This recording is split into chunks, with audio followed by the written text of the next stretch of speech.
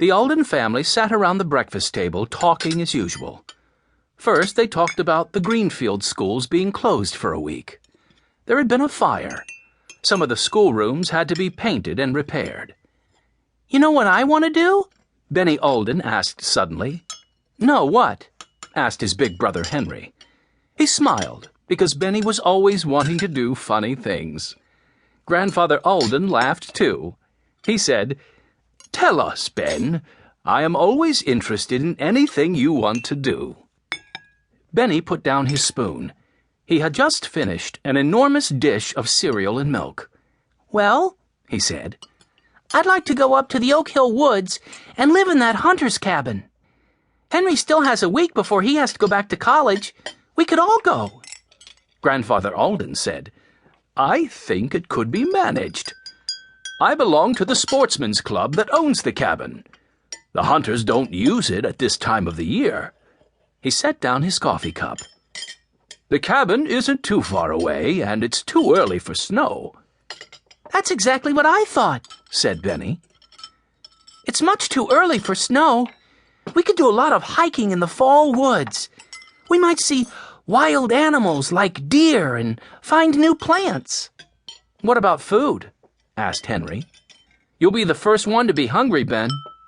"Oh, that would be part of the fun," said Benny. "I talked with Mr. Robbins.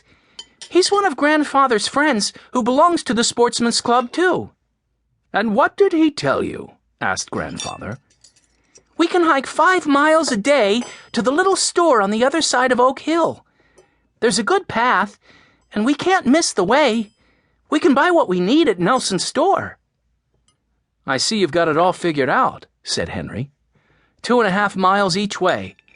Can we cook in the cabin, Grandfather?" "Well, yes. There's a cook stove that burns kerosene. You could certainly heat up baked beans." "And water," added Violet.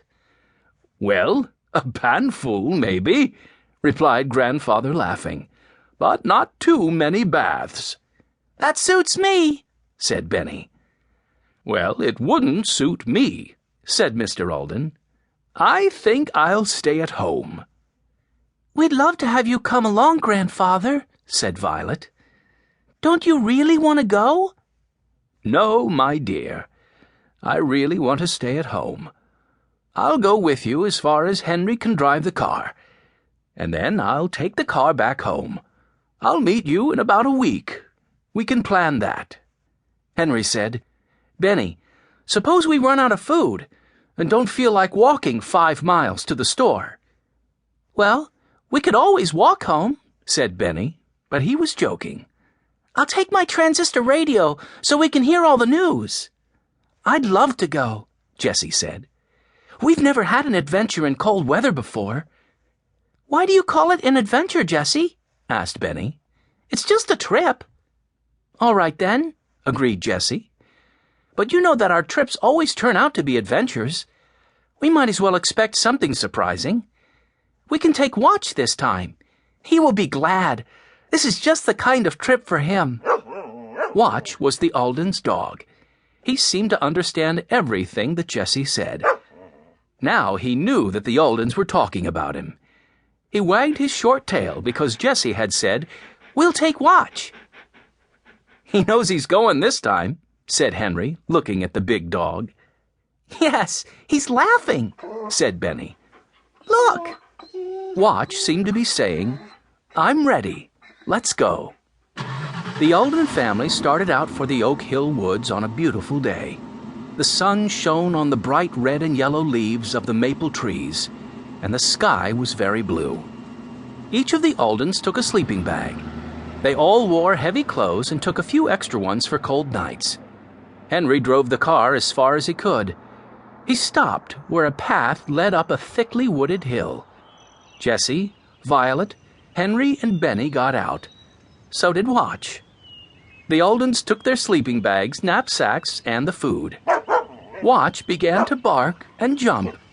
He knew something different was going to happen. "You think you're a puppy again, Watch," said Jessie, laughing. "Don't you know you're getting to be an old dog?" No, Watch didn't know that. He felt like a puppy, He was so glad to be walking in the woods with his family.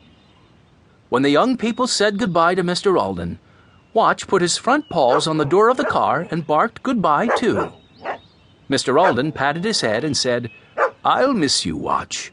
Remember, I'll meet all of you here 1 week from today at 10 o'clock in the morning." The Aldens waved until the car was out of sight. Then the climb began. There was a footpath, but it was narrow. They walked in line, Benny leading the way. The woods smelled of evergreens and pine needles. Yellow and red leaves floated down all along the way. "I can hardly wait to get there," Benny said. Henry laughed. "Just keep on walking, Ben," he said.